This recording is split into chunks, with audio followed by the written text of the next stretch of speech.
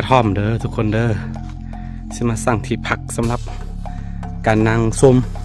งูจงอางหรือว่างูเห่าหรือว่านกมันอย่างนะ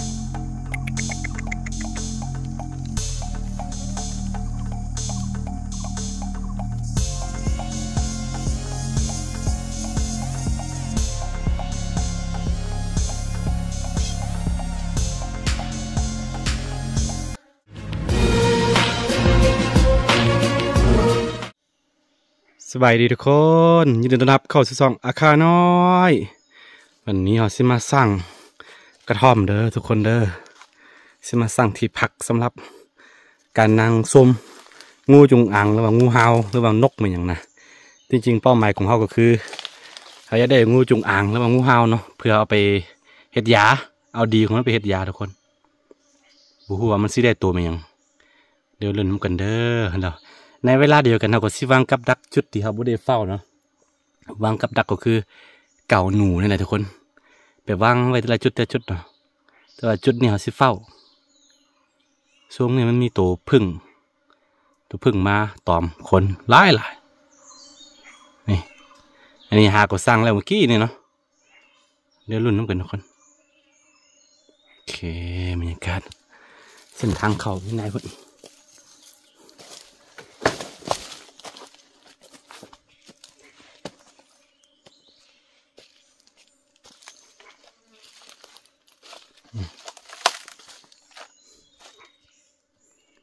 กระท่อมของเรา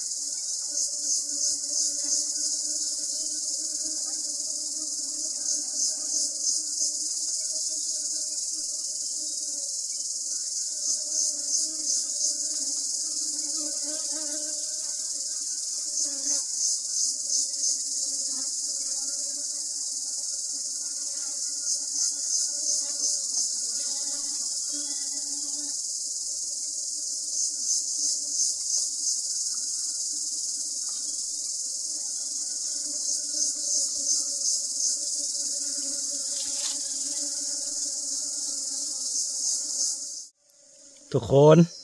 เห็นบ่นกเหลวที่กิน นกเร็วที่กินไก่มันยังทึกได้นะทุกคนเห็นไหมทึกนี่เนาะทึกนี่เห็นปะอืม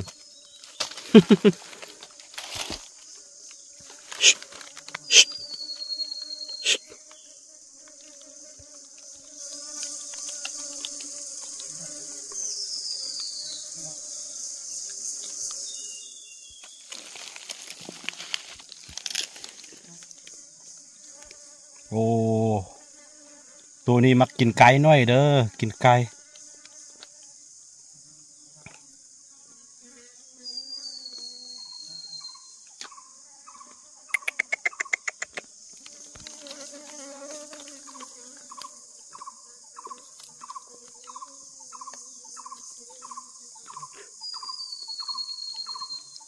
โอ้โอเคโอเคทุกคน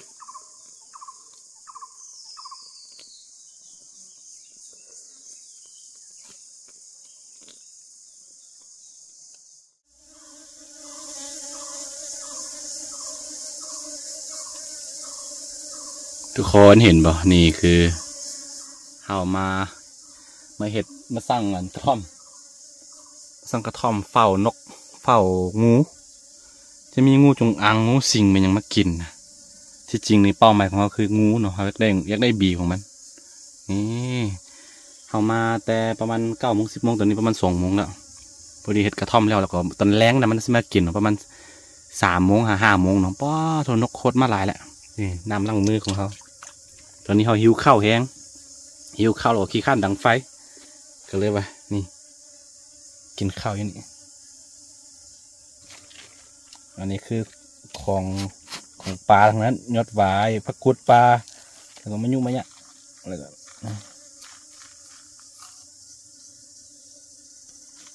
เขาสิกินข้าวกันได้ทุกคนเด้อบรรยากาศโคตรได้เลยเงียบรอท่าให้นกมากินน้ำมาอาบน้ำแล้วก็งูมันยังนะไอ้ปลามันยังก็มาแล้วทุกคนเด้อ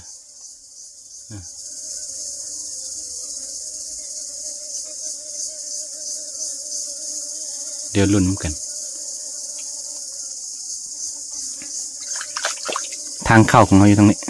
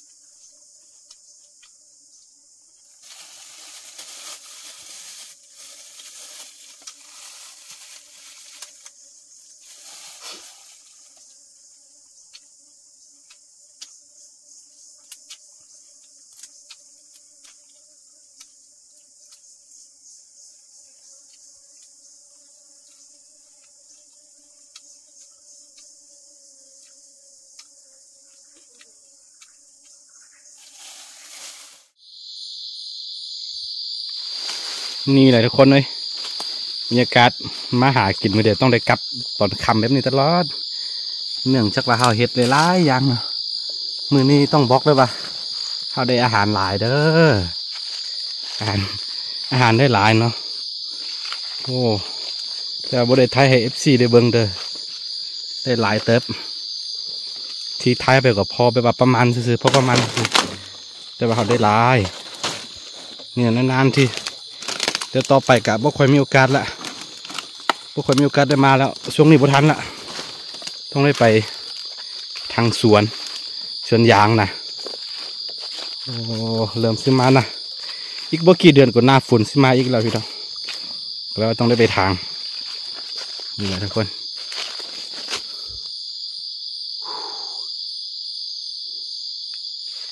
ปีนี้รู้สึกว่า